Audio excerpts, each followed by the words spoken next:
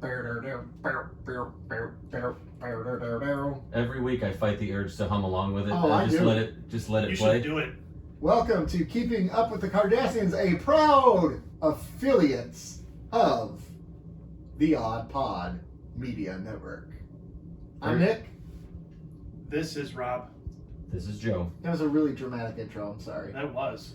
I just feel like we've been letting down Odd Pods by not getting our intro in right away.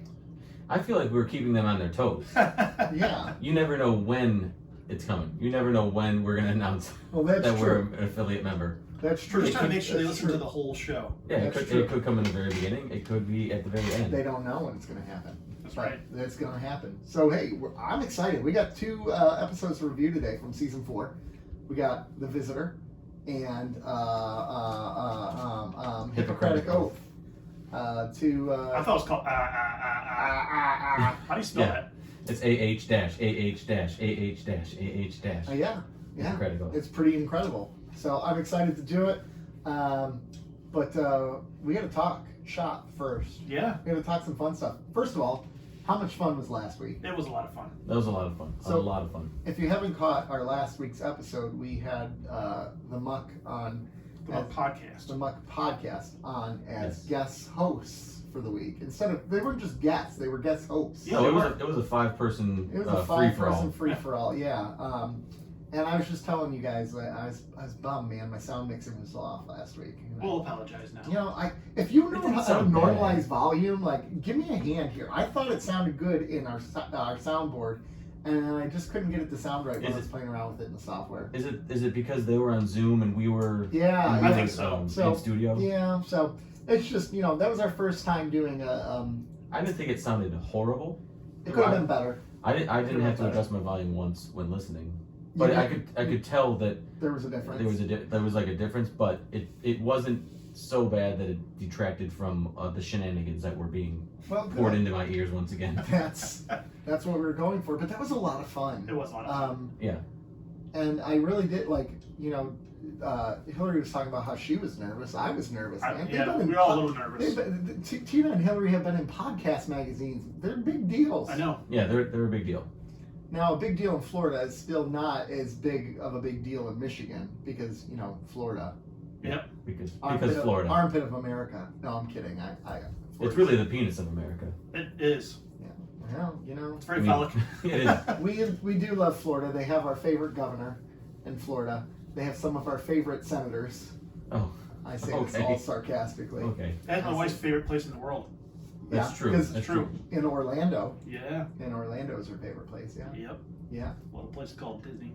Little place. What park do you prefer? What is your favorite Disney park?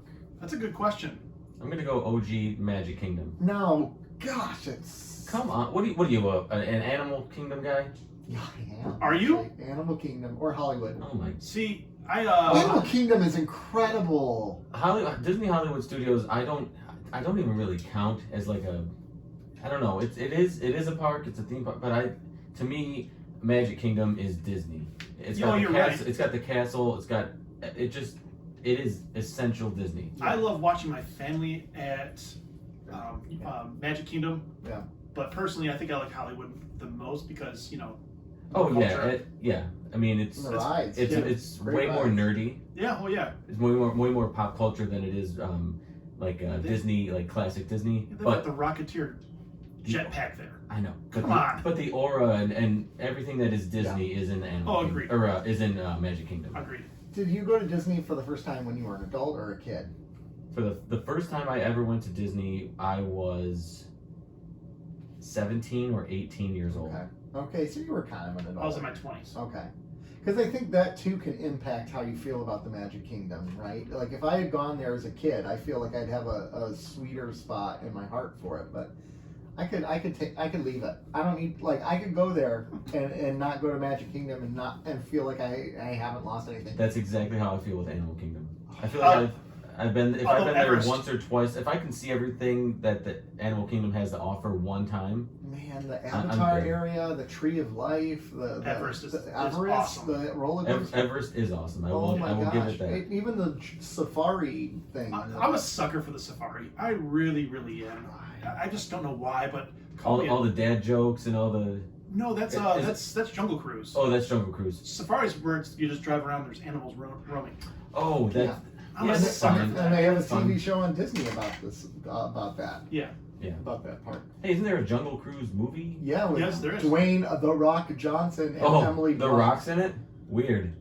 Man, you really hate The Rock. I mean, he's sucking up all these roles. What's his problem? Him and what's his name?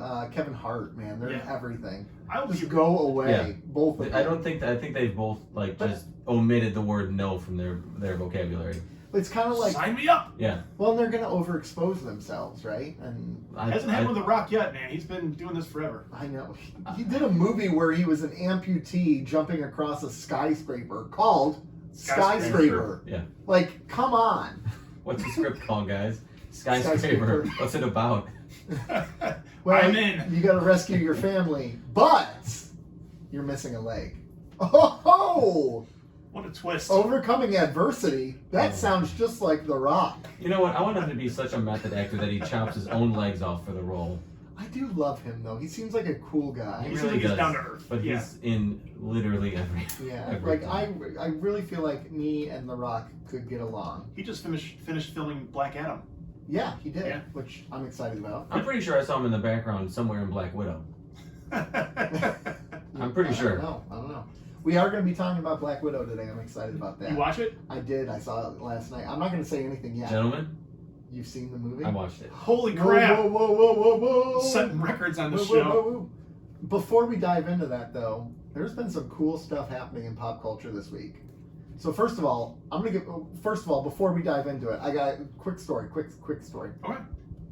And I'm going to try not to be as bad as I was last week when I'm monopolizing the mic. I'm sorry. So this morning at church, right, we do this thing called Children's Time where the kids all come up to the front of the chancel area, sit down, and we give them a little short lesson, and then they go off to their thing. But today's starting story was, what's your favorite movie of all time, right? And the kids are answering their movies or whatever.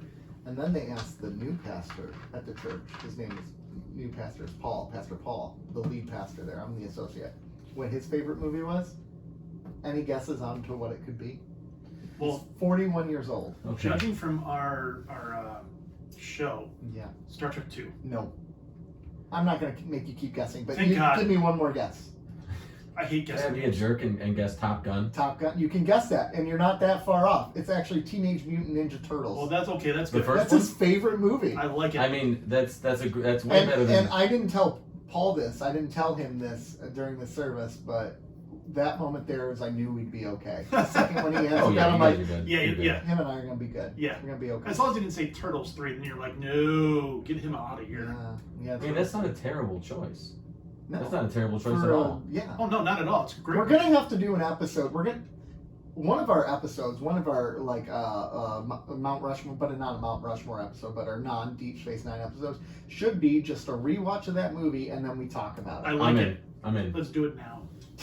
Cancel the show, guys. We'll be back next week. I'm Alright, gonna hit go. the I'm gonna outro. go. I'm You gonna can go find book us on Corey Twitter. Feldman. Corey Feldman, That's fine. if you're See you free, later. we'd love to have you on the show, Corey Feldman. Come on down. Right, Corey Feldman was the voice in there, right? Or am I Yes. just Yeah. Yeah, Donatello. Donatello, yeah. And wasn't there another big name actor as one of the voices? Or am I imagining things? Probably. I don't Yeah. know. Jason Biggs did Leonardo for a little while in the Nickelodeon reboot. In the reboot, but I said big names.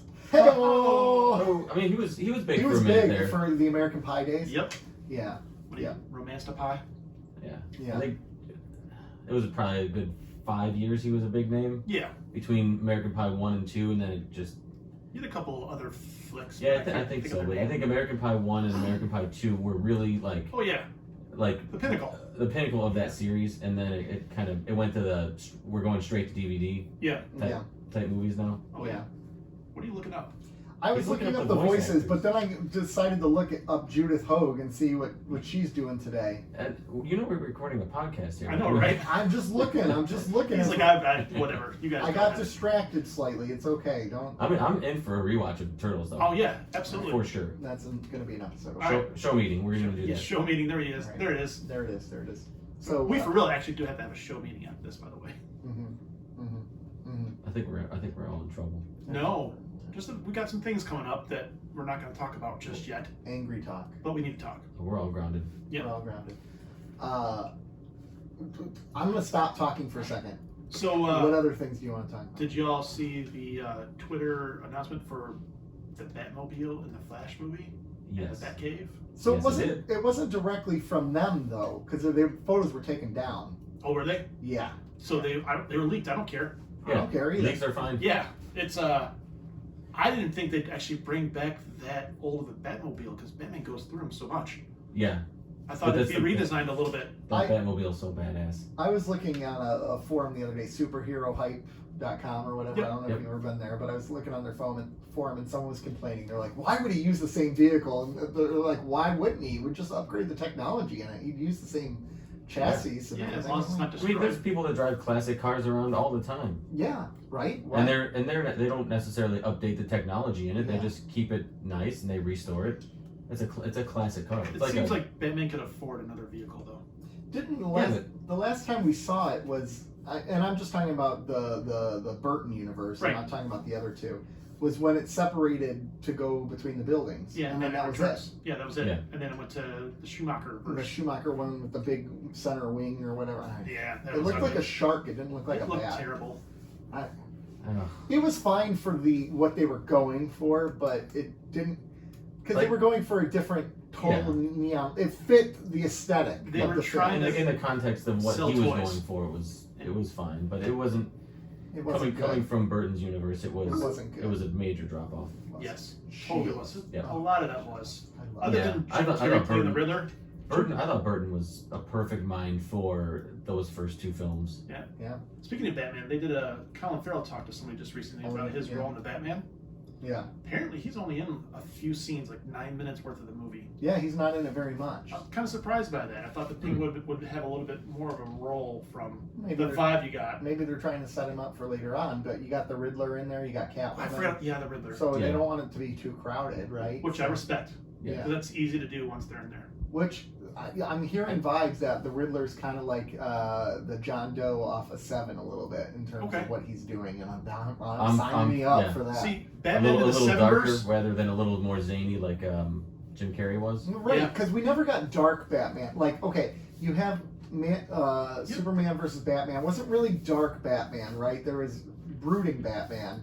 Killer Batman. The Dark Knight was never really dark per se. A lot of people thought it was, man. I mean, with the Joker, but It was dark for what we've had to that point. It was the darkest iteration of Batman to that point. For sure. But we've never had like Detective Batman That I agree investigating with. someone who's trying to systematically I agree with that. destroy him, kind Yep. of a thing. Or really, we really haven't had Detective Batman at all. No, Which he's the world's greatest detective. So let's dive into that, fellas. right? I mean, they briefly touched upon that in The Dark Knight, where he was investigating the bullets and everything. Yeah. Yeah. But that was it. Which was a great scene in that movie. Yeah. I think the more I learn about the Batman, I think it's starting to grow on me as this could potentially be a really, really solid film. Right. Yeah. Well, just that preview alone, man. Yeah. Well, I mean, it's supposed to be. It's not supposed to be connected to anything else. It's going to be an Elseworlds Batman because there's rumors that this new Flash movie is going to reset some of the continuity. Yeah. Continuity. And we'll edit that out in post. and Batfleck is going to be erased from existence, and Michael Keaton will assume the role of the Prime Universe Batman. Where it's kind of more of that. They're going to merge Oracle or them the together. Iron Man feel of things. Yeah. And are we going into spoiler territory at all? I mean, these are based off of rumors. Those are rumors. How There's can no we spoil a spoilers. movie that's not out yet? Yeah. So the rumors that I'm hearing is in the Batman '89 verse, metahumans have been outlawed, like they're against the law, and there's a big war coming, and the Flash and Batman work together to stop that war. And Oh, I hadn't heard any of that. so me either. Spoiler alert. Thanks. that's what I've heard. Which I could buy, like the idea that metahumans would be outlawed in that world makes that world a little bit more believable, right? Because that Batman could not take on a metahuman. Right. Any Batman can take on anybody. There's rumors he's going to have an exoskeleton. He's going to. Well, he's old as sin. Of course, he's going to have You something. know, Batman in his 60s. So I'm pretty pumped for it. I'm very interested. I'm more excited. I think I'm more excited for the Flash movie just to see Michael Keaton as Batman than I am the Batman. Though I'm still very excited for the Batman. I'm excited to see a dark, gritty Batman. Yeah. Same. That's that character. And Robert Pattinson said, "There's no jokes in my Batman movies, and actually, I want the second one to be more dark." Good. Oh, he said that? Yeah. Good. I think it's okay to get away with a couple jokes, like The Dark Knight did that. Like, a man who dresses up a bat clearly has, issues or whatever. Well, like Bruce that Wayne's he says. Bruce Wayne's got to play it off. So Yeah. Bruce Wayne can have those sarcastic moments. Yeah. But there wasn't a lot of jokes. Now that I think about it, Batman Begins and The Dark Knight didn't have a lot of jokes. Joker, right? But Yeah. like his jokes were not funny. I thought they were hilarious. Want to see a magic trick? Yeah, I mean they're funny, but they're not like comedic jokes. It's this dark. Drop off. Yeah, it's this dark, like Dark gritty humor, sarcasm yeah. kind of humor. But I will say that when Robert Pattinson was announced as Batman, I couldn't have been less interested. It I was really. fine with it. Not me. I'm like, this is not.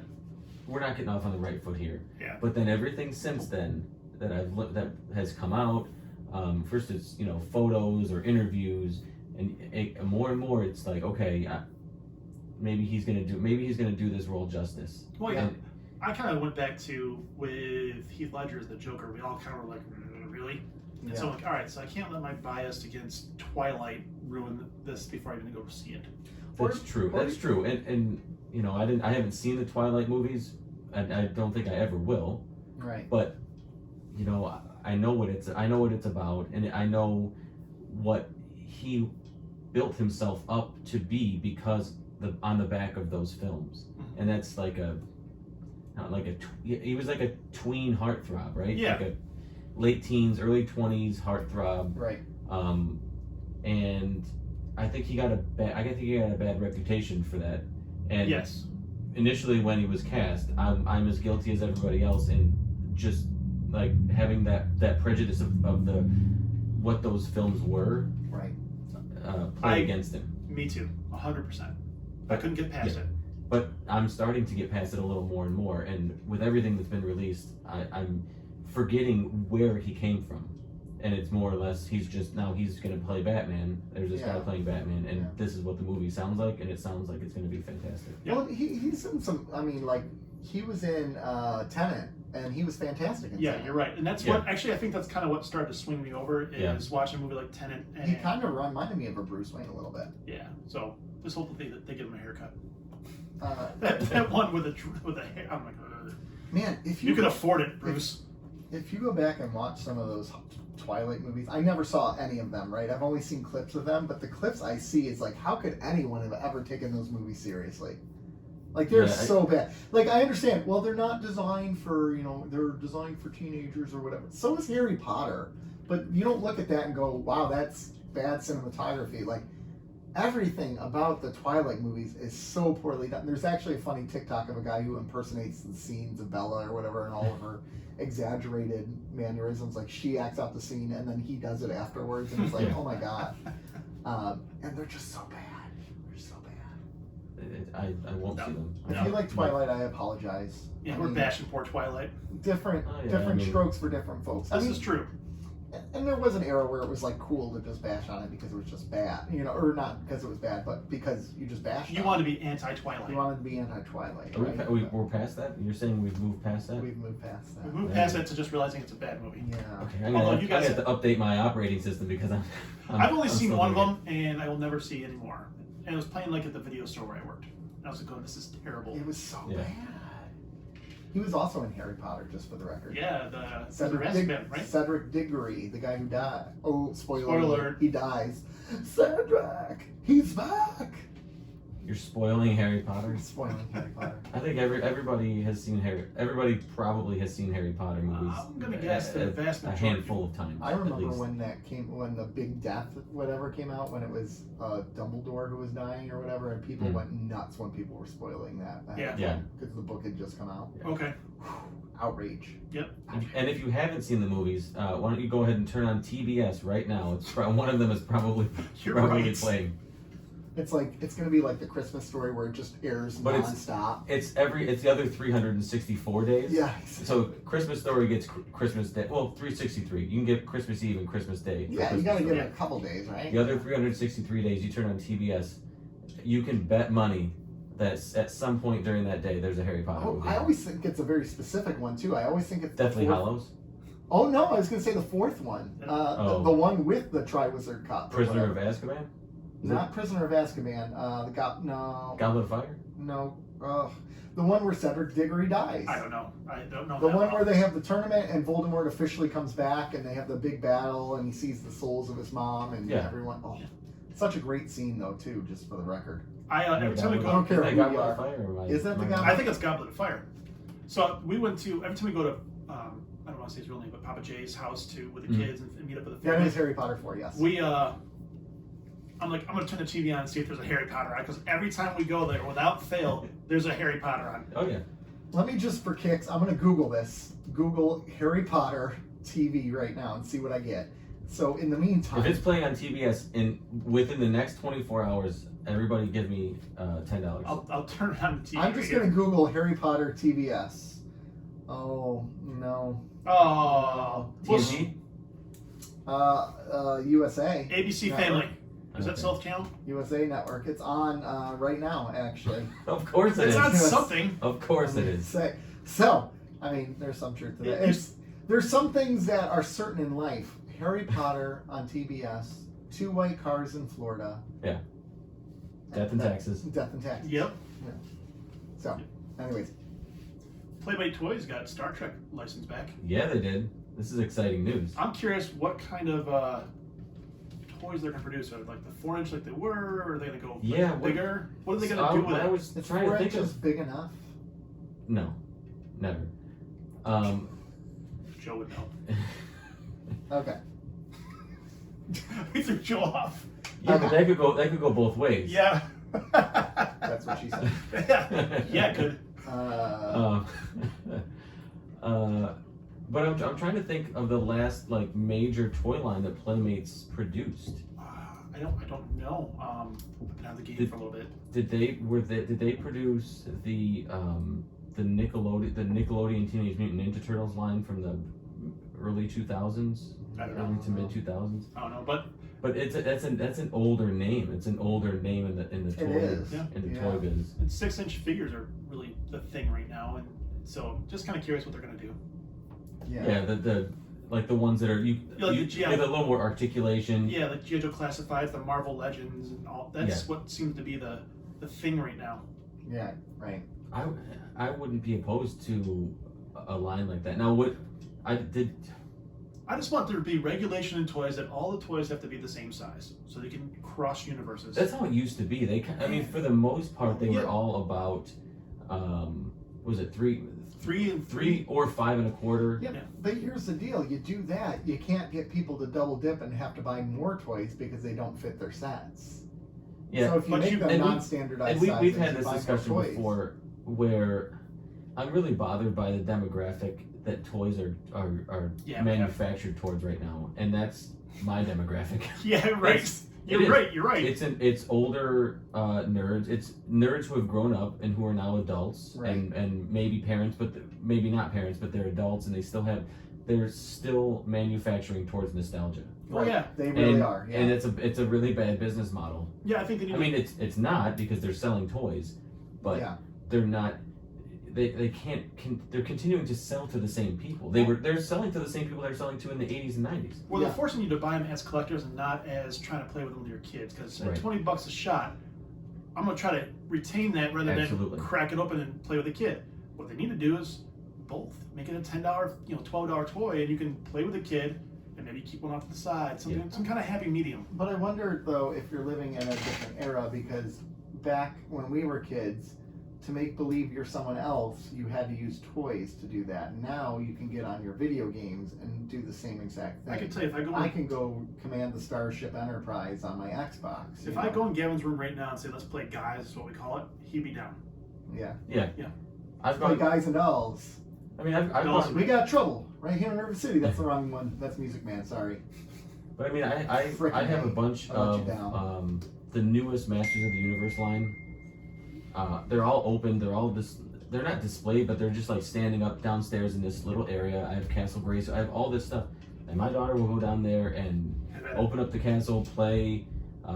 So I think I know that there is waning there's more out there to grab your attention than just action figures like there used to be. But if you expose these kids to that, that kind of free form of thought and being able to just kind of create your own universe playing with action figures, it doesn't matter who they are or what gender or what they're even playing with. They do it all the time. Yeah. Well, plus it's bonding. Yeah. One-on-one bonding. Yeah. I mean, my daughter, she'll take out all her like little LOL dolls or whatever toy she has, these buckets out to the sidewalk, and her friends come over from the neighborhood and they play toys on the sidewalk for 2 or 3 hours at a time. When I was a kid, all day we'd be outside playing with the cars, the GI Joes, whatever it might have been at the time. Yeah. So maybe that's that's me then. Maybe or my son too. He was never big into that kind of stuff. What were you? I wasn't a big. I was Hot Wheels, and you know what it is I was the youngest child in my house, and I had 2 older sisters, and they played with Barbies a lot, so I would play Barbies with them. Yeah. And then I played Hot Wheels on my own time and Legos. I was huge. Oh yeah, I was huge Lego guy. We're a big Lego. Oh my gosh. People. Yeah, and so maybe that's why. And then by the time I was like 9, I think it was 8 or 9, we got a Nintendo, and then Tecmo Bowl was my life.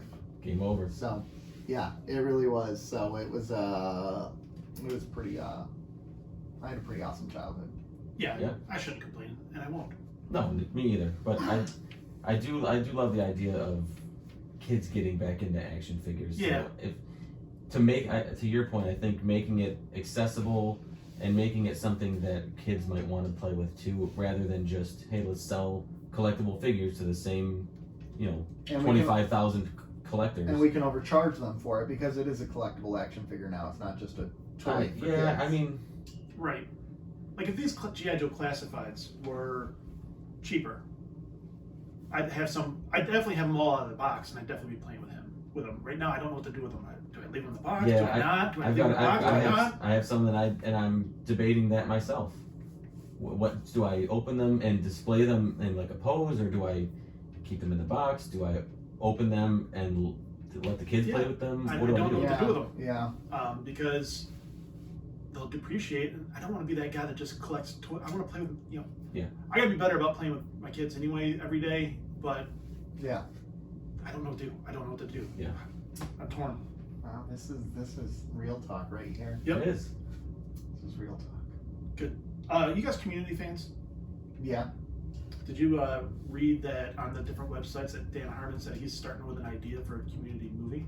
No. 6 seasons in a movie? No. Yeah, it's in the early stages. There's not really any news on it.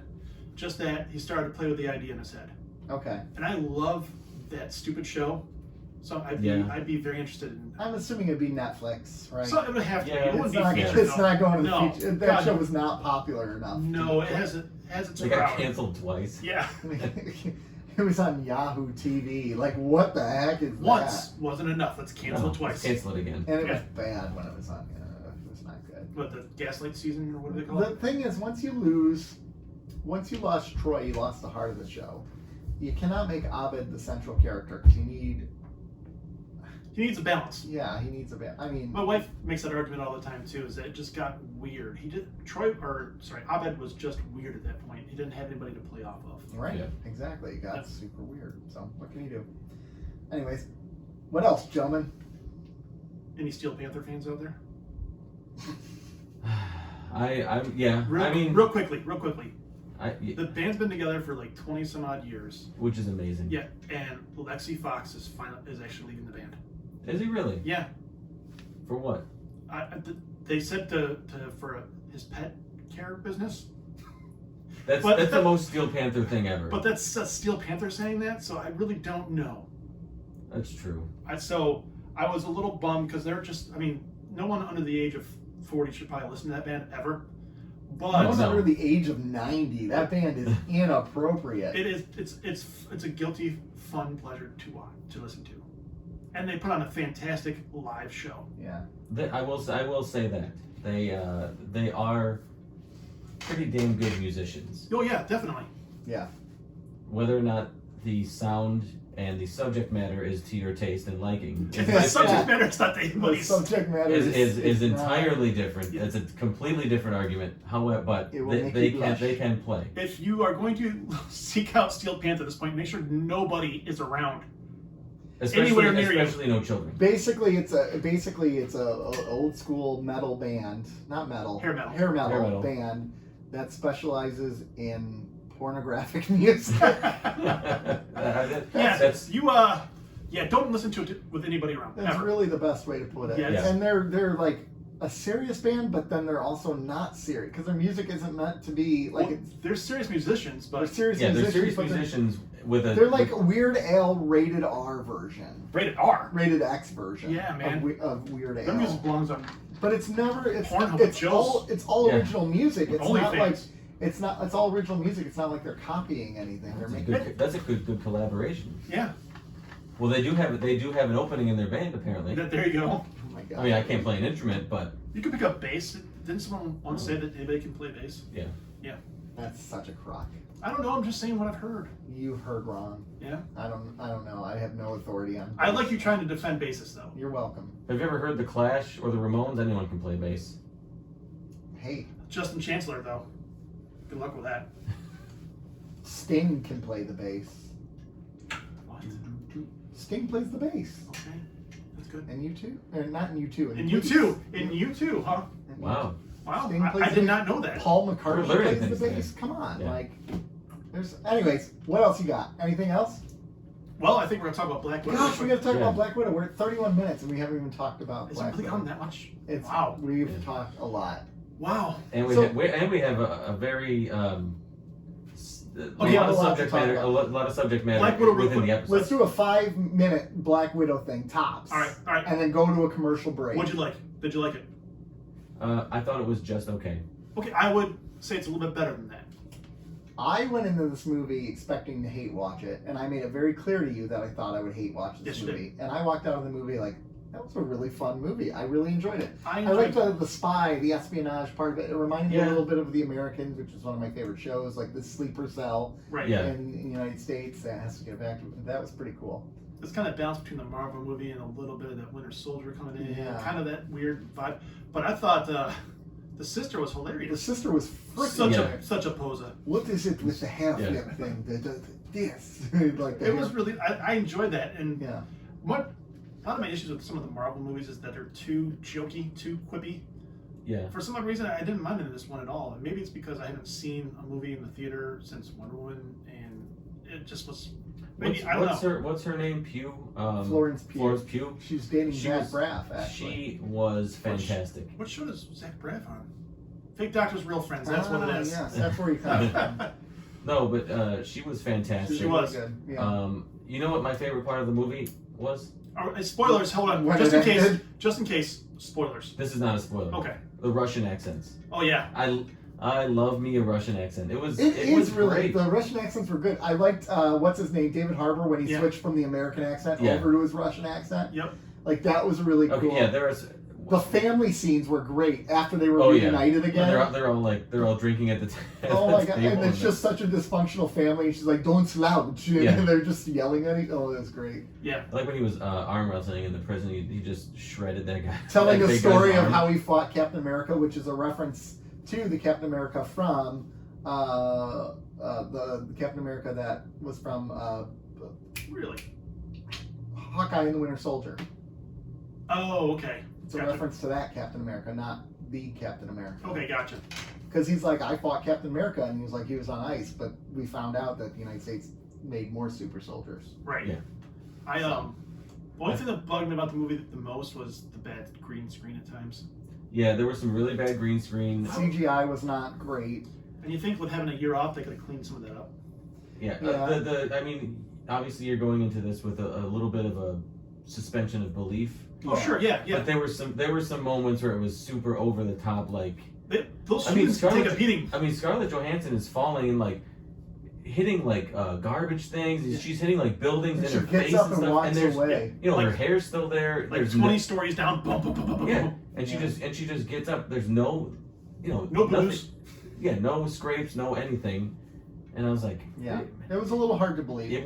But I mean, and none of it, and she's not a super soldier. That's why, you know, if you see it's a Norse god, or you see it's Captain America, Iron Man's in a suit, right? But this is a human being, like Mm-hmm. you know, her or Hawkeye would fall down like that. You'd be like, come on. They would be in a lot of pain. Limp a little bit.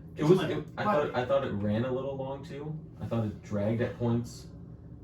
See, I think the points where it seemed to drag are the points that actually held the film together. I think it was character building there. It was because the action I could have left. None of the action was really that good to me. Yeah, but that's what I'm saying. There was so I would have, if I were to cut out, I would be cutting action scenes. Yeah. Yeah. That's the part that I thought ran long. It was so much action and explosions and all of this stuff, and it's like I've seen this for 20 movies. Well, that's the problem the Marvel's running into. You've consistently gotten bigger and bigger and bigger. Now what do you got to do? You got to break it down and go back simple. Go back simple. Yeah, Again. that's why I think my favorite parts were the character building parts. Oh sure, yeah.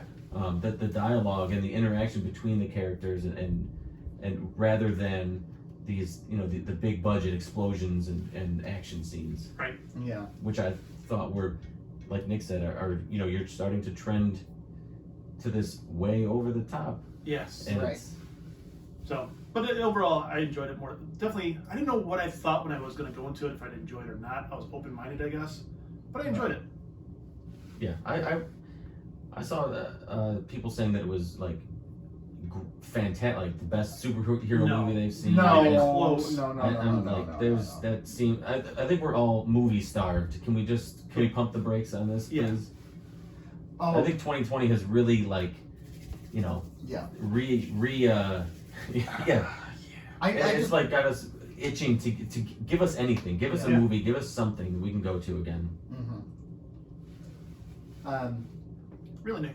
Well, no, I was going to say one of my favorite scene. I was trying to think of my favorite scene in that movie was actually when her sister was talking about her black vest in the car. She's got all these secret pockets or whatever. Yeah.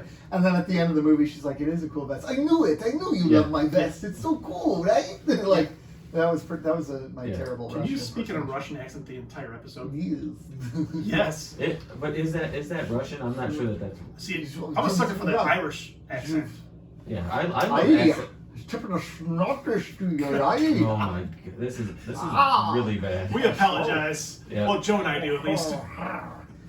Are we ready for a commercial? Yeah, hey, please go to commercial. I would give it a 7 out of 10, just for the record. I'd probably give it about the same. Yeah, I'll be in the ballpark. Okay. I don't know if it'd be a little bit less, but maybe a little bit less. 6.5. Yeah, that sounds about right. And we're gonna take a quick break, everyone. We'll be back, and we got 2 episodes to review: The Visitor and Hippocratic Oath. We'll be right back. Are we back? We're back. We're back. All right. Guess who's back? Back again. Licensing. Slow down. Yeah. You can't even sing it. Cisco's You're not back. even allowed to sing it, are you? I don't know. Cisco's back. Tell a friend. Yeah, change the beat a little bit. He's in space. He's off time, off beat, off key. It doesn't matter. Yeah, We're not getting pop. Creative monster. Nobody wants to see Cisco no more.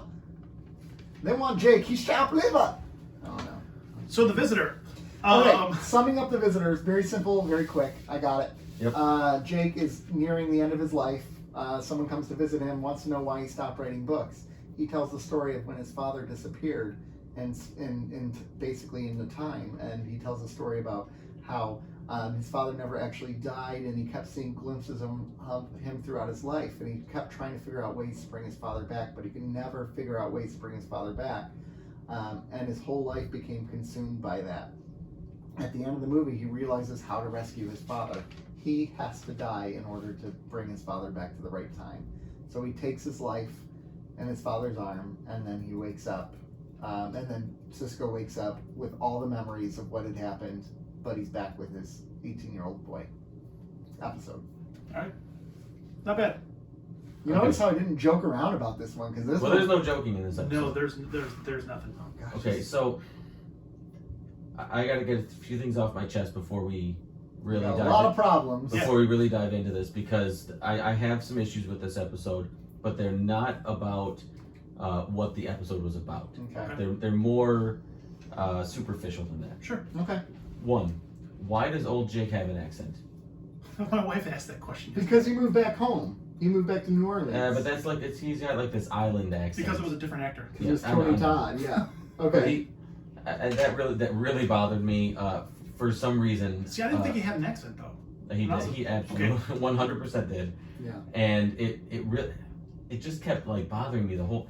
I thought some of the acting in this was not what I was expecting from this episode. I knew nothing about the episode other than I knew its place in Star Trek lore. I knew that it was a very revered episode, that it was considered one of the best, if not the best, Deep Space Nine episode. Yeah, it's like top 3. It's considered one of the best. Duet, this one, and then in the Pale. Right. But I know that it's also considered very highly regarded in the entirety of Star Trek. Right. Yeah. I thought the visitor, Margaret, was her name, right? See, was she the visitor, or was Ben Sisko the visitor? Right. Well, I thought Margaret was her name, right? I believe. I have forgotten. The younger girl, the blonde girl. Yeah. Excuse me. I thought I didn't like her. You know that's. I know who it is. Yeah. You know who that is, right? I know who it is. It's Andrew Robinson's daughter. Oh, is it? Yep. Okay. See, I thought she played young and naive really well. She did, but starstruck really well. But the whole I'm lost, but I'm not lost. I know exactly where you live and I know who you are. Can I come in? Yeah. I was like, Yes, why not? I'm about to die. Let me tell you a story. Like only a white woman's gonna get away with that. You can't just show up at someone's door and be like, it's the 24th century. It's the 24th Everything goes. Well, I guess we have moved. I guess at this point we have moved past that, and Earth is like everybody's utopia. So I guess. Yeah, they trust each other. They're not. But then she's, I don't know, like really intimate with Jake, and then at the end she's like, "Hey, can I get these transcripts? Bye." Like she just grabs his transcripts He and offered bullets. them to her though. Yeah, well, he offered her because he realized he was going to disappear. It didn't matter. Yeah, he's going to die. Who cares? I know, but he offered her a copy. And she's like, "Yeah, I'll take these ones with the notes. Can I take these ones?" And he was like, "Yeah, that's fine. Bye." Get out. Those are good. Those are good. So there's that, and then young Jake, I thought the emotion he was trying to get out of his character, I wanted a little more. There were the crying. It just wasn't as convincing as I think it could have been. Okay. I disagree to a certain extent. And then I got one more too. Go ahead. And then the last one is, I know that it was 95, and these types of episodes, these dream episodes, weren't as popular. Yeah. But watching this in 2021, it really kind of left me like feeling like I got duped, like I was sold a bill of goods. It didn't happen. None of this is real. The only one who knows about it at the end now is Ben. No. Right? Yes. Right. So, I don't know. It felt like I was investing myself throughout the entire show, and they pulled the rug out from under me at the end. And that was it. Well, we could talk about that. See, here, I call it the reset button. And I'm on record saying I hate the reset button. I just don't like it. But with this episode, because of the journey we took, I'm perfectly fine with it. And you have a character that remembers what happened. Yep. And just the story, I mean, just what it does to you as a viewer, I'm okay with it because I'm invested. I mean, I've seen this episode maybe 3 or 4 times. Okay. And I have just about the same reaction every time I see it. And the end of the episode got me. Shoot the middle, where I'll tell you. We'll get more We'll to it a get little bit. there. Yeah. So that being said, those are my superficial takeaways from it. Everything about the episode, like thematically, like what it deals with, the story it tells along that journey, I thought was fantastic. Okay. Incredibly emotional, especially if you're watching it as a father. I think, or even a parent, but it portrays that father-son relationship, and I think being a father, and we all have kids. All 3 of us have kids who are of similar age, right? Mm-hmm. So we all understand what is coming, and where fatherhood is taking us. Yeah. It was an incredibly powerful story. Yeah. So I think your qualms are warranted qualms. Yeah, I get that. So here's some reviews I read online, one-word reviews I read online. So kind of piggybacking what you said. boring, dull, melodramatic, bad acted, overacted, dumb, lazy, horrible. Wow. Is that all the same person, or No, these are like different ones I took from. I mean, some of those I think are valid. Others, I don't think it's dumb, horrible. I think at points it was poorly acted. I think at points it was overacted. But I don't think it was boring. See, it's at funny because all. I try to look into it like objectively, like I watch every episode, and other than Andrew Robinson's daughter, I can't think of her name right now. Michelle Robinson. Yeah, I thought it was acted appropriately. Rachel, I think it's Rachel Robinson. Rachel Robinson. I thought it was acted appropriately. Like a lot of people bashed on even Avery Brooks, and I thought Avery Brooks was money in this. Yeah, I thought Avery Brooks was really good here too. Yeah. I mean, because he's like, you know, even like some of the bridging. So he's like, hey, just while you're reading that book, make sure you pop your head up, look around. It's life. If you're always looking down, you're gonna miss something. And Jake says that at the end. And I think they had a lot to do. I think that you have, to this point, you have Sirach Lofton, who has not had to really have show range to this point. Yeah. And when he's talking to Kira up in the upper pylon, I thought that was his best scene. Oh, by far. And you know, I will admit that this episode tears me to shreds. Yeah. It tears me to shreds every time I watch it. Yeah. And to me, it's not about just love for, you know, a son for his father. I think it's about love for a father for a son. If you've ever lost anybody, you see yourself in these roles. Whether it doesn't have to be a father-son thing. It could be a friend. It could be whatever it is. You see yourself in these roles. I mean, I first watched this in 1995 when it came out, and I bawled like a baby. Yeah. And then I watched it again after I had a series of unfortunate events, we'll just call it. Mm-hmm. And I cried even harder. And even watching it now, I was watching. Sydney was kind of watching it with me. I was pulling laundry. I'm wiping my tear. This episode just does something to me where, man, it's very emotional. Yeah.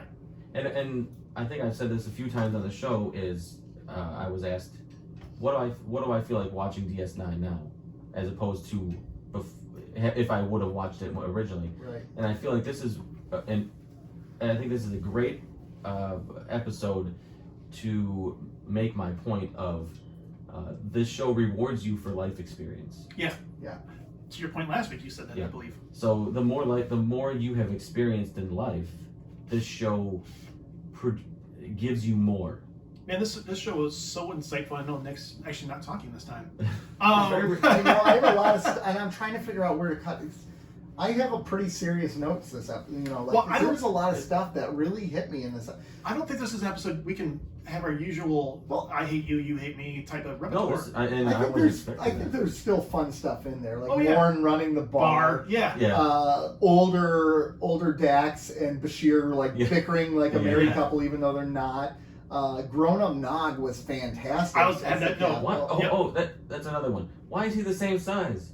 Because he's a Ferengi. He's a Ferengi. He's not going to grow? He's not going to be the size of Quark? No. The actor never changed from that time. Yeah, he was forever short. Yeah. All right, well. Get over it.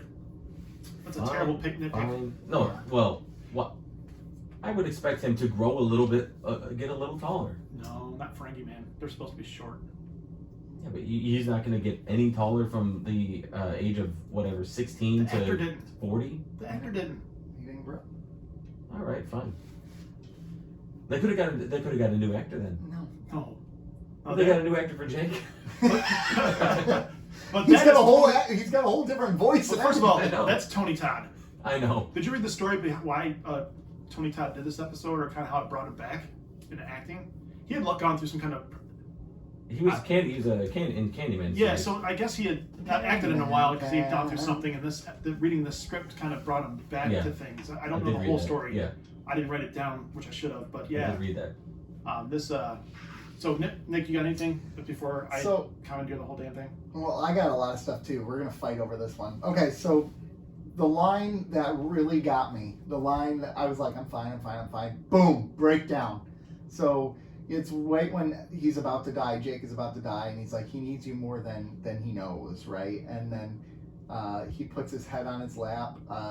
Jake puts his head on Ben's lap, and he's like, Jake, my sweet boy. There's just something about the fact that your father is 40 years old and you're like 90, and he's saying, Jake, my sweet boy. And like, He's watching his son die. Right. Like the trauma that has, and then to immediately yep. go back. Oh my gosh! And the way he said that line, "I am now." Yeah. The crack in his voice. Yeah. Come on, dude. Yeah. Are you okay? That was just superb. You know, the idea that you could get a second chance. Yeah.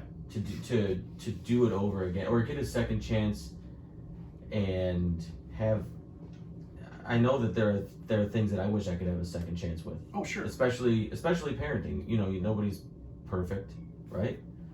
And you want to be the best father, the best parent that you possibly can be, and inevitably you're going to stub your toe. Right.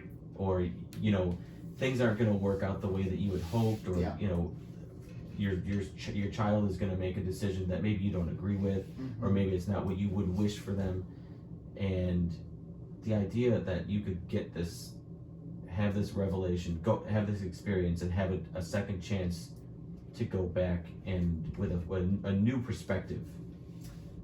Yeah. It's something that I think every parent wishes they could do. Yeah. But here's what's so interesting: it's not like Jake is getting the second chance. I mean, he doesn't know it. He doesn't know. Right.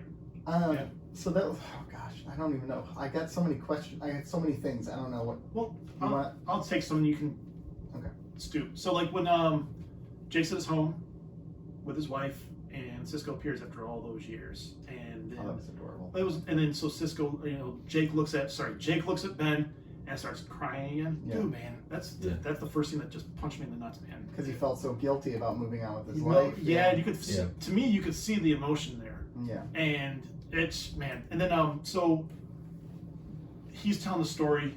He's narrating the story where he's like, so they had this ceremony for my dad, and people came up and talked, and he didn't step forward because I don't remember why he said he didn't step forward. So I think he said he had so much to say, and he felt like anything he said, he'd be leaving something out. Right. 100% how I feel when my friend died back in the late 90s. Yeah. I was sitting there. I didn't have any balls to go up and say anything. Yeah. And it's 100% how I feel. I sat there. I said, I didn't want to be a blabbering idiot. I had so much to say. I owed so much to this guy. Still do, as a matter of fact. And when that's 100% how I felt at the time. And I get it. I totally get it. And I relate to that so damn much. There's a part of me. So never mind. I was gonna get into the nuts and bolts about you, but we're not gonna do that right now because that's a whole other rabbit hole. Because you're talking about this whole idea of like I owed him so much. Like so it's almost like you're sounding like you felt like you let him down by not speaking. But no. I didn't he knows those. Well, I just want those things. Well, you always want to talk about when someone there. I mean, just feel like you want to. And then in that atmosphere, I don't know if you guys have really been through that, but you just want so much to say. You want to honor the family in the same breath because I'm still friends with the family. Yeah. Right. And you want to just kind of tell them how much this dude meant to you, and that's the opportunity. You're supposed to say something, and I just couldn't pull myself together to do it. I get you. That makes sense. Yeah. On a non-serious note, though, while you're still thinking, we never mentioned that Dax got a promotion, Bashir got a promotion, Kira got a new uniform. Yeah. Yep. And speaking of Disney, Jake's house that in New Orleans was based on Haunted Mansion at Disneyland. Nice. Yeah.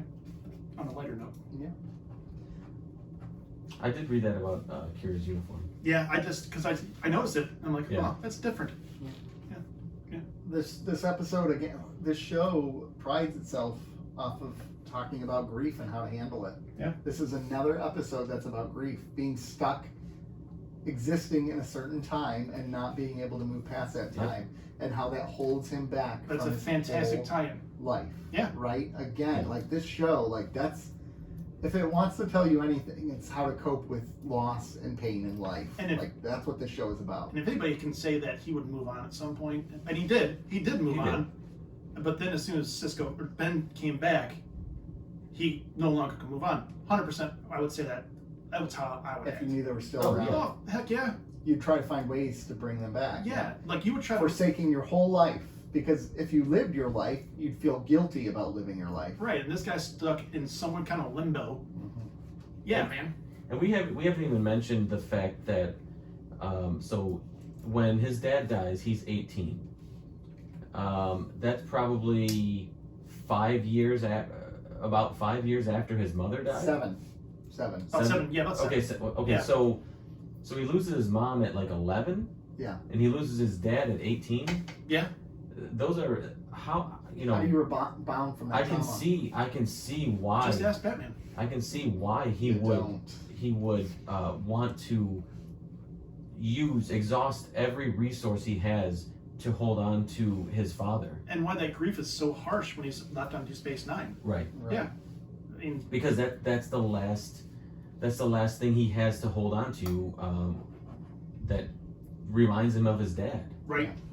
It's tangible. It's something that he can touch, he can feel, he can be. And he knows he's out, and then he knows he's out there. Yeah. And can't do really anything about it. Mm-hmm. He's relying on Starfleet and their technology until he takes matters in his own hands when he shows up again with his wife there. Yeah. Come on. Do I have any grandchildren? Yeah. Come on, that was great. That was great delivery. That was a great Yeah. delivery. Yeah. Yeah. I like the nonverbal when his dad comes in, or when Ben arrives, and his wife and Jake's wife is there, and they're like, Jake and Ben are talking, and Jake is starting to cry, and Ben consoles him, and Jake's wife just kind of gives it the old like head nod, like I'm gonna go out of the room, and he's like, yeah, I'm and not here for they you. had just met, and there was this this understanding, like this is a you moment. I don't need to be here. Yeah. I thought that was really good. And production-wise, they did a nice job of taking advantage of spots to not play background music, where they just let the actors do their thing, Yeah. and pull the music away.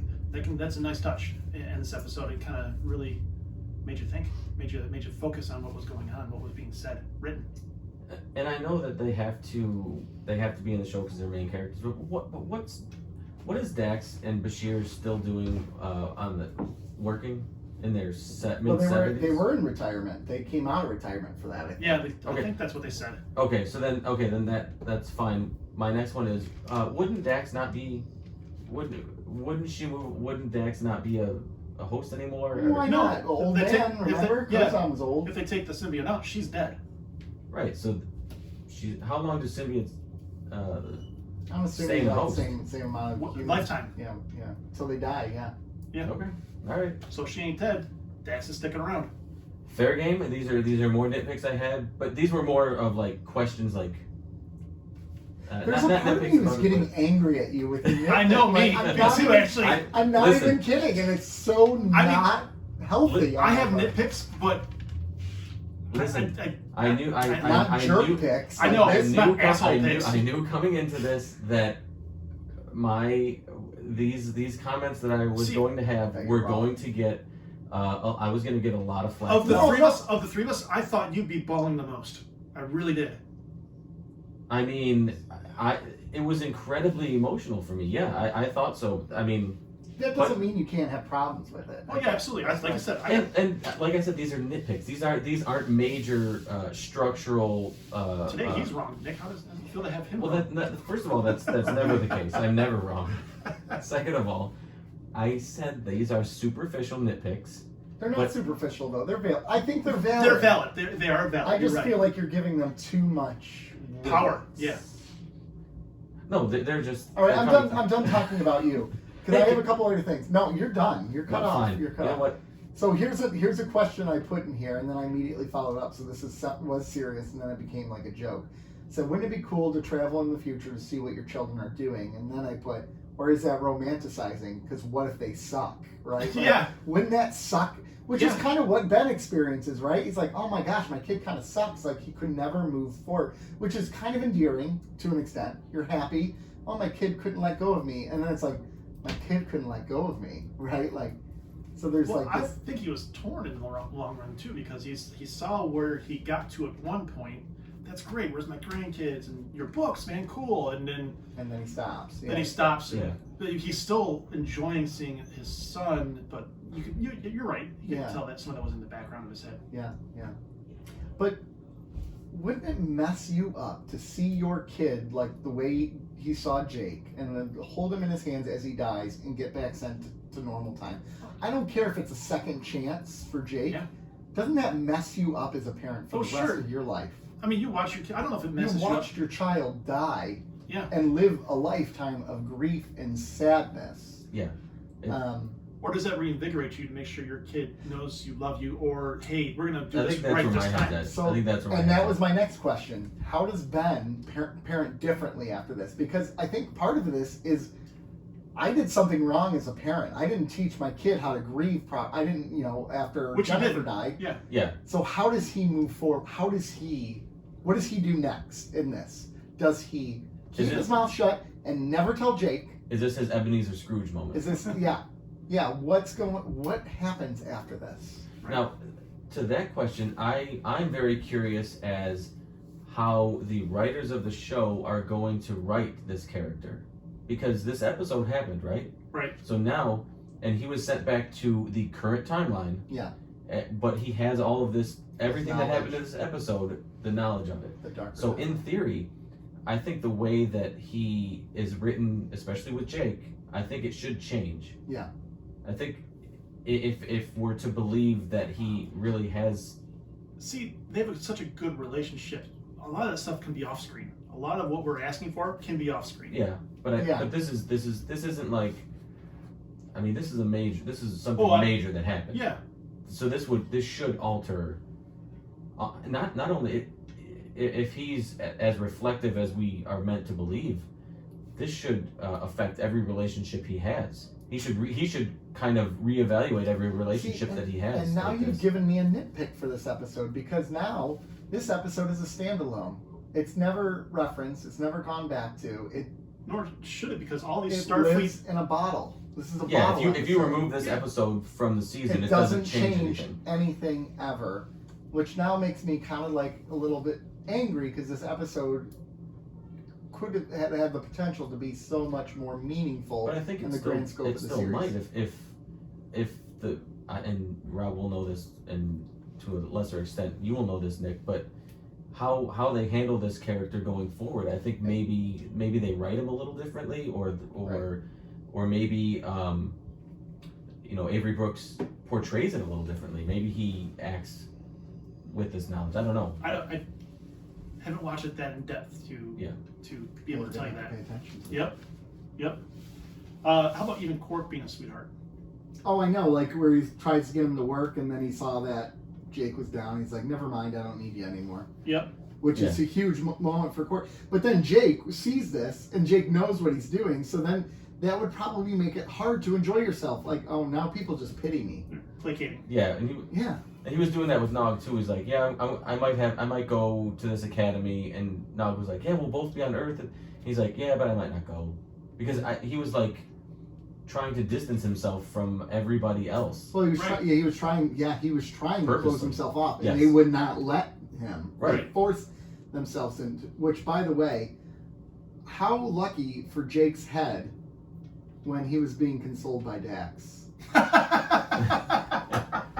There we go. I knew we would get something. I forgot about that. Like when they were talking about Dax consoling him, and he's just resting his head on her lap as she's stroking his hair. I mean, he's gone through a lot. Can he just have one victory? I know, give him some distraction. Yeah. So, anyways. Good. So, one thing Star Trek has always done poorly is old people makeup. Yeah. Always. Yeah. So that's the one nitpick I'll say. Oh, you guys have nitpicks? Yeah. Weird. Nogs was pretty good. Nogs was okay, but Like Bashir. Because he look didn't- at their aging humans. look at Bashir now and look at Bashir now. I mean, look at Bashir on that show and look at him now. Yeah. Look at Terry Farrell now. Yeah. Fake that show. aging is always really awkward. It's really sketchy. Yeah, Yeah. and Star Trek's always done it very poorly, except for maybe Picard and all good things. I'm getting really angry with you guys and all your nitpicks. Oh, shut the front door. All right. Anything else on this one we want to talk about, or should we move on? I'm afraid to rate it. Hold on. Do either of you have anything you can stab me with? I always have something I can stab you with. Is anything sharp? Yeah, always. Yeah. I mean, come All on. right. Oh, there's pens. I'm Yeah. preparing to stab you. Yeah. God. This might be my last episode. Actually, Hey, Hillary, you in a guest host? to be fair, I probably will shank rather than stab. That's fine. Yeah. Which is kind of the same thing, but I mean, one's, I'm gonna improvise. No, it's I'm interested to talk about the rankings when we get there because I love this episode. Yeah. I absolutely love this episode. Now I will. Now I'm not gonna go into my ratings, but I will give you how I rate these episodes. No. Yeah. Uh-uh. So I rate them based on what the episode is like technically, like acting. The hell was Son of a that? gun. We almost died. Anyways, go We're ahead. being attacked. No, I thought that was one of you two shooting me. I swear. Trauma. Those are in the other room. So I do that. The theme, how it makes me feel, and then our discussion. I always factor in our discussion into my rating. Okay. That makes sense. That does make a lot of sense. Hippocratic Oath? Yep. Gosh. Bashir and Julian land on a planet. There's Jem'Hadar there. Oh, look. They may not have to take Ketracel White. Oh, wait. They actually do have to take Ketracel White because the one guy was just immune. But Julian wanted to save him. And Bashir's like, no, they're all terrible, terrible people.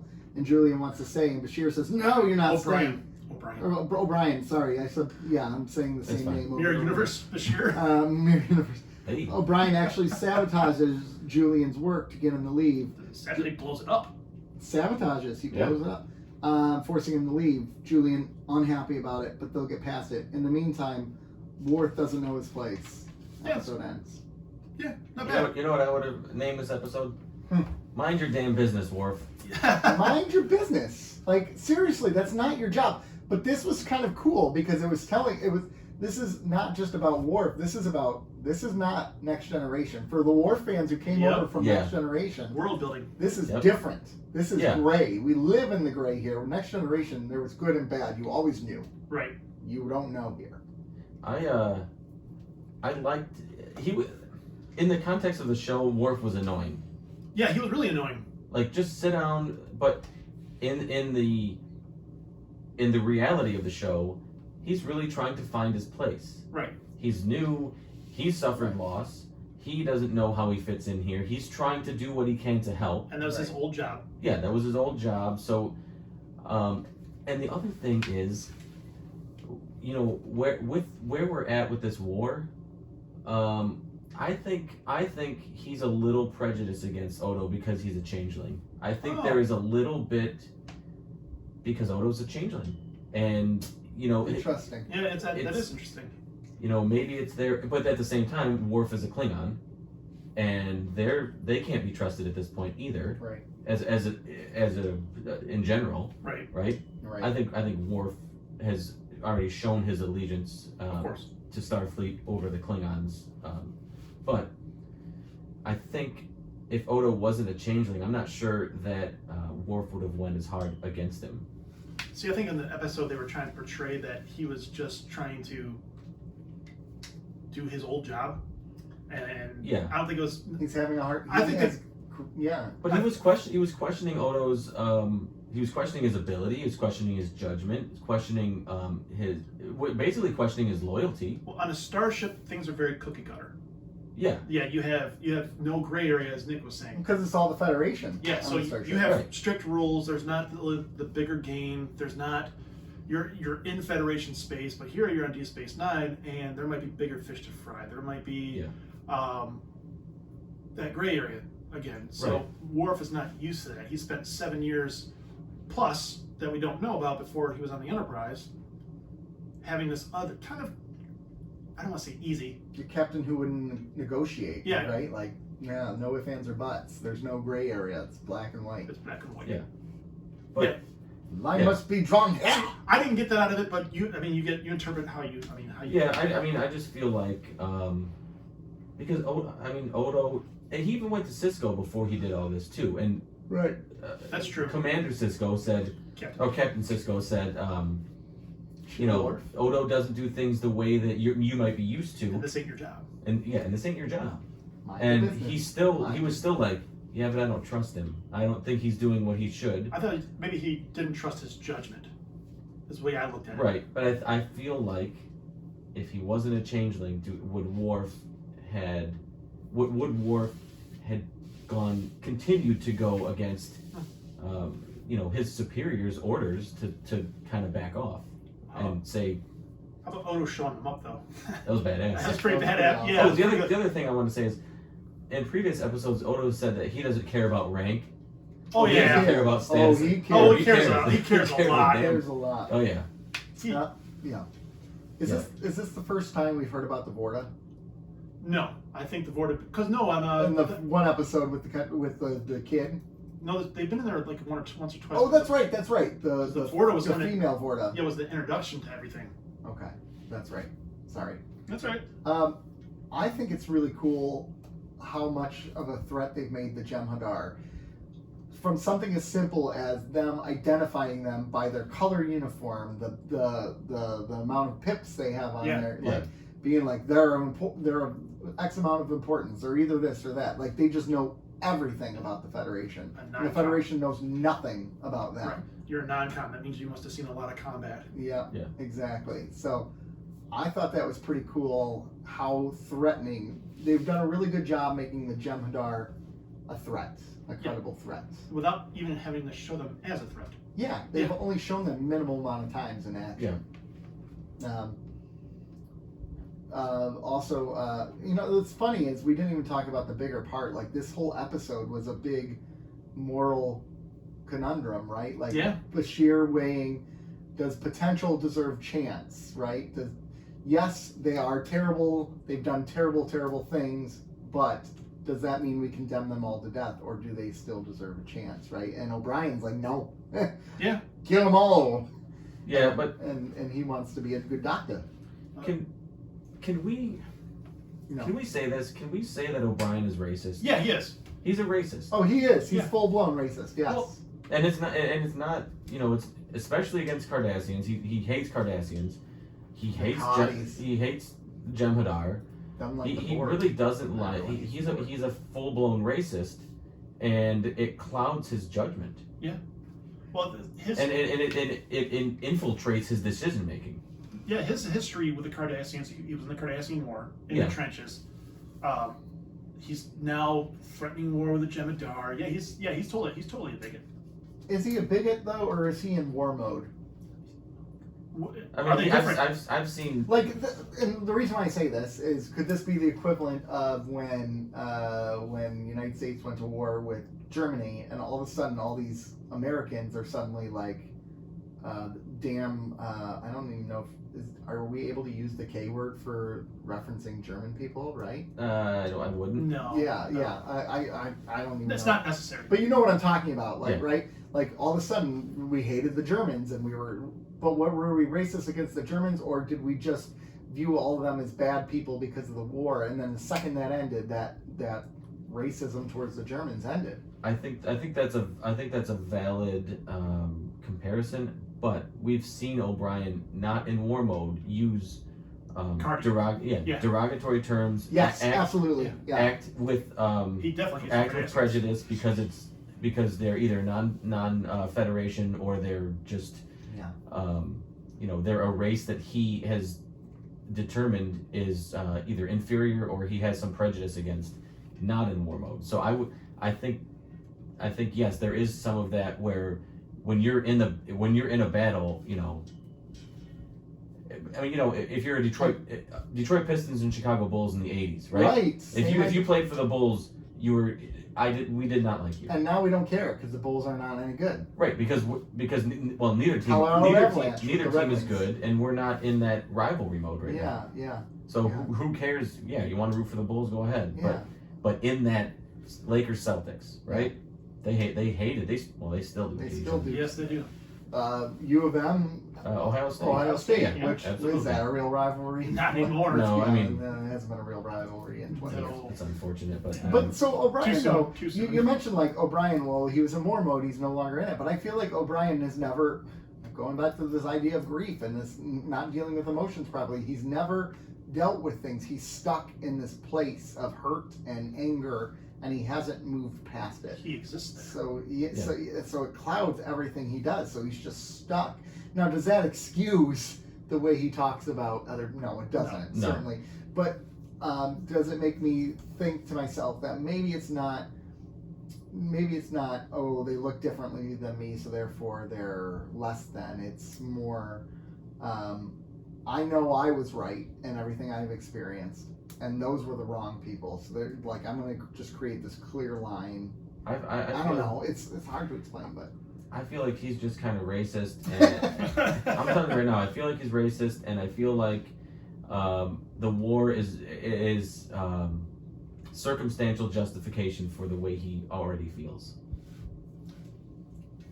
Nice. wow. Nice. Wow. So you're just saying he was already a racist, and the war just gave him justification for being a racist. 100%.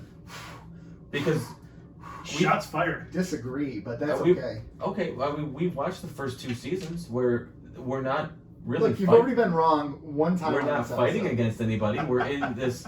We got this new station, and he's still. I don't really fully disagree with you though. Yeah. That's the thing. Like I'm not saying that he's not like that he's I mean, not I'm wrong. not saying he's, he's firing back up like the KKK or something, like centuries later. But I'm saying that he is prejudiced against certain Yeah, races. he lets certain races and it cloud his causes judgment. Yeah, Yes. 100%. Okay, I can get that. Whether or not they're in. I think if war he mode or views not. somebody as an adversary or past adversary, Yeah. he can't let that go. All right. So going back though to the initial question, O'Brien felt like they had no potential; they should just die. Right. Bashir says, yes, they do. Where do you stand? They've been genetically engineered for war. That's tough. Can they be saved from that? So the theory is that one was was immune to so he was never really addicted to Ketracel light. Yeah. So the question is he the oddity or is he going to be the standard? The space oddity? If you Yeah. will? So these guys are built to be addicted to this and built to fight and built to destroy. Is he that, or is he something that just got wired wrong from the get-go? Mm-hmm. That's a tough question. I'd love to think that there's potential that they could fix them, and then all of them, their moral compass would change towards one, because that's what they call the number one. I can't think of his name. Kamakan? I don't remember. Anyway, Come on. But- Yeah. the hopeful in me wants to think that they could change. And at a time of war, like, what do you do there? Like, what is the right answer? I don't know what it is. So can we examine how the Jem'Hadar reproduce? They're cloned, essentially, right? So then, if You could alter their DNA. so you could alter the clone. Bingo bango. So why don't we clone the guy who's immune, and you can What about, that- the, you what can about do the it then. existing Jem'Hadar? they'll all die off eventually. But now we're getting into genetic engineering, which we're going to find the United Federation of Planets is outlawed because Because of it can get ugly. Well then, unfortunately, Because Khan, Noonien, Sue. well then here we go. Unfortunately, O'Brien was right, and they should have just. Well, I mean, these are all really it's really fascinating because what does the Federation do in that case? These are a race that was bred to be killers. So where does your responsibility end with them, or where does it begin with them? Right? Is your responsibility to just exterminate them all because they were already an abnormality that was created specifically for war, or do you alter their DNA and change the very being of who they are to fit a more peaceful way? No matter what you're doing, you're still playing the hand of God. Whew. Yeah. See, I'd like to think the Federation, by its standards, probably wouldn't eradicate anybody if they weren't at war. Unless it's a necessary evil. But then, No pun intended. okay, yeah. So you can't eradicate them. So you continue giving them Ketracel light. Or you continue the research to see if you can stop the Ketracel light. This is just an interesting thing I thought about. Like, what do you do with? It's one thing when you have the Cleons who weren't genetically bred to be warriors, but their culture is a warrior culture, right? Or Romulans, or Vulcans, or Cardassians. But here you have a whole race, and we don't know for sure. Were they already an existing race that were captured by the changelings and then made them into a warrior race? Or do we know? Like, that's the thing. Where do they come from? I don't think Where this do ever babies come established. from, But Ron? here's the story I tell. Can So, you tell me so where remember the babies come Tosk from early season, who was I am played by the Tosk. same actor who actually did this one? Yes. So I think they were bred for being chased by that. So I think there was a species, and I think that who could shroud themselves. And I think the founders are like, well, we'll do this and we'll manipulate some things, and then the Jem'Hadar came around. So I think they were a created species by the founders off of another offshoot somewhere. So the cousins, like the Romulans and the Vulcans, they're cousins, some way, shape, or form. Yeah. I don't think it was ever established, and I could be 100% wrong with that, but that's the story I tell myself. That's a good story. And I just googled it for kicks from Memory Alpha. S&Gs? Fandom. Heaven forbid you pay attention to the show. I was listening to you freaking One more time? face. Genetically engineered. They're a genetically engineered variant, and I meant to get to this thing, but I ran out of time. I couldn't find it. Oh. So I couldn't find a button, so I found it. Anyways, it just says they're genetically engineered, so it doesn't say they were ever from anywhere or anything, but I feel like that could be a really cool story to write, that they were actually from something and maybe they tried to fight the changelings and But I lost. mean, unfortunately, it sounds like there are two solutions, and Rob may have had a third where you do more research and you try to find another way to do it.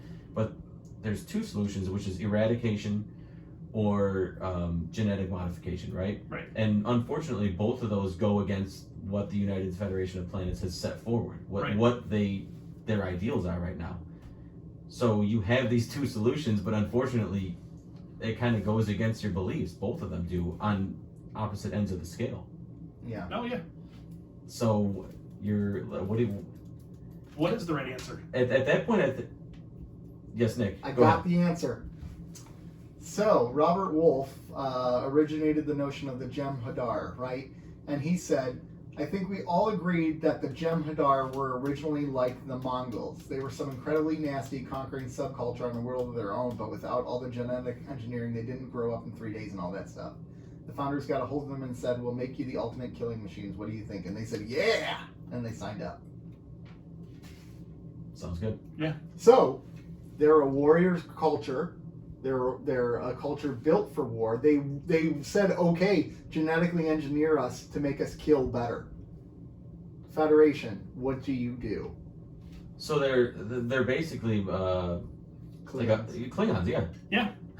They're But Klingons would not subjugate themselves to anything. no, Klingons have a richer culture. Yeah. And they have I think more justifiable reasons for what they do, whereas Jem'Hadar are they're basically Ivan Drago. Yeah. Point and click. They're machines.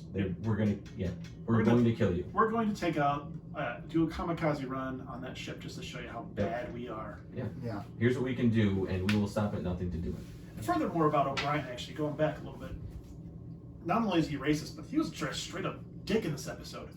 I kind of I liked him in this episode. He was saying hard truths, man. Well, I don't necessarily disagree with that, but I mean, ultimately, I think you can't in the context of that episode and the time that they were given, they're not gonna achieve what a Bashir wanted to achieve. right. So self-preservation. We gotta get the hell out of here, and we have to do what we have to do that. Right. Well, To preserve our own lives. Well, one of the things that they never verbalized, but maybe O'Brien's thinking, okay, so we only have 2 days left of this white, or a day left of this white. There's no way he's going to do it. So you're right. Maybe he said, we got to get out of here. So he's in survival mode, because as soon as, they're off their crack, they're going to start killing people. Yep. Mm-hmm. And who's going to go first? Probably the one. And those two that look like none of the rest of them. Yeah. Yeah, so there might be some validity to that, but man. It's a tough situation, because I mean, in the long run, I think I side more with Bashir. I think we I do too. I think we can. We've had this discussion before on this show, where I feel like everybody has the opportunity to overcome and reconcile their past, right? But sometimes it's a longer timeline to do that, and I feel like this is a longer timeline thing. But here's where I disagree. So, which is weird because I'm always on Bashir's side normally, right? Like, I believe people are innately good, right? Yeah. You weren't born to be a killer. You weren't genetically engineered to be a killer. There's an argument for you were built for that purpose Right. alone. I believe, this is theology hot take, right? We are born innately good beings. We're born into a world that is not good. We see what happens around us, and that changes who we are as people, right? So we're born good. They are born evil. They are born in a world that's perfectly good. They will not be made good by the world around them. But we can be made evil by the world around us. Counterpoint, I feel like that's an easier fix. Because in the scenario where you're born good into an evil world, the fix is you have to fix everybody else, right? Yeah. How are you going to do that? That's a much larger undertaking. Yeah. In the second, where they're born evil into a good world, all you have to do is find out how to correct that species, right? So you're only working with a select group of beings. Right.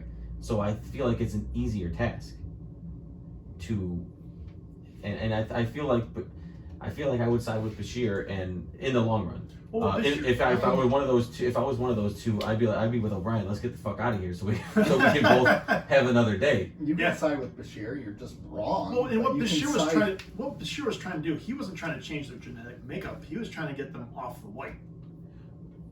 Right. Yeah, again, that's true. Yes. Yeah. Again, I don't think they had the in that. Agreed. I don't think they have the resources to do that right then and there. But long term, I think they do. Our moral question was, was Bashir right? Bashir wasn't trying to change their genetic structure. He was just trying to get them off the crack cocaine. Yeah, I mean, it's an episode about drug addiction. It is. Yeah, that's true. It is.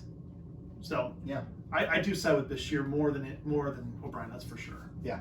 Yeah, I think in the I said, I think long term, I think I side with Bashir. In the context of this episode, I'm with O'Brien. Let's get the hell out of there. Let's get the Dodge. Yeah. Let's do it. Because they're about to be super pissed, and there's way more of them than there are of us. And they're better than us. Better fighters. Yeah. Oh yeah. Better fighter than O'Brien. I mean, I'm currently a better fighter than O'Brien. Don't you dare insult that dad bod. All right, let's rate, gentlemen. All right, let's do it. I'm nervous. We got the visitor. Let's start with Hippocratic Oath. Let's work our way backwards. I like it. Hippocratic Oath. I will give a 6. All right. Probably 6.5 for me. That's where I'm at. 6.5. 6.5. I'm the lowest one on that one. Okay.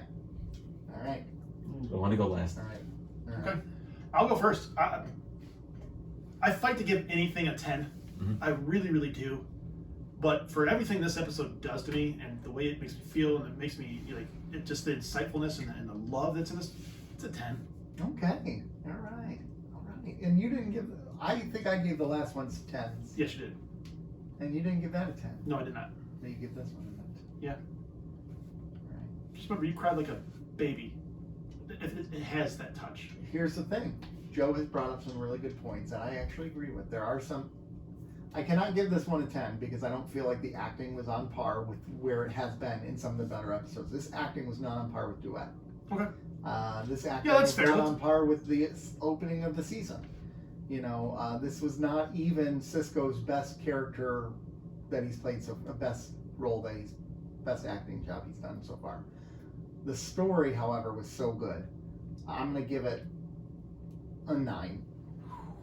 8.9. 8.9. 9. Just give it a 9. Good God. Okay. Hold So on, I I can't ha- look at him. Hold I on. have my nitpicks. I have my nitpicks. They're well established. The story itself, I think, was a 10. It's an amazing story. It's incredibly emotional, very connecting as a father, and somebody who has had loss in their life, and has struggled to move past it. The discussion we've had has really enriched the 10 side of it for me, and I've kind of maybe let the nitpicks. Or are you afraid of us? Well, there is an outnumbered factor here. I'm not even looking at you. I'm helping you out here. I'm trying not to intimidate you. No, we're good. I'm going to give this an 8. I can't be mad at that rating though. I can't. I can't. I think it's ridiculous, but I love you. I love you too. And here's the thing. Immediately after watching the episode, it was lower. Oh, really? It absolutely was. Because I was taken on this journey, and then, like I said, the rug was pulled out from under me, and I was like, none of this is real. Like, none of this happened. Well, like, but you can rate the Mirror Universe episodes, I know, okay? exactly. And be happy about. So none of it is real. No. It would just, I don't know. The mirror users are just. Yeah, They're all but the more so then I did a little research on the episode. I did some reading on it, some how everybody involved in the episode loved it, how everybody all of this stuff. And then we had our discussion. And in between this, I was able to think about the episode and stew on it and really reflect on what I actually watched instead of in the moment, I wasn't able to get past some of these nitpicks. They were really bothersome, and I tried to not let them take away from the story. Yeah. So, I mean, it was the opportunity for a 10 is absolutely there. Okay. See, the story for me didn't make me give a damn about the nitpicks. Yeah. Like not at all, because I wrote some down. Still, in the long run, story, the effect, didn't give a damn. The story was fantastic. It was wonderful. I loved it. I'll look at lol. Yeah, it was good. It was good. And it's time to move on before we kill Joe. Yep. Actually, I think you're just ending the show so you can kill me off mic. So, where, gentlemen, will you find us? I don't even know right now. You'll find me in the nearest cemetery. Or you can wish me good luck on Twitter at Cardassians Pod.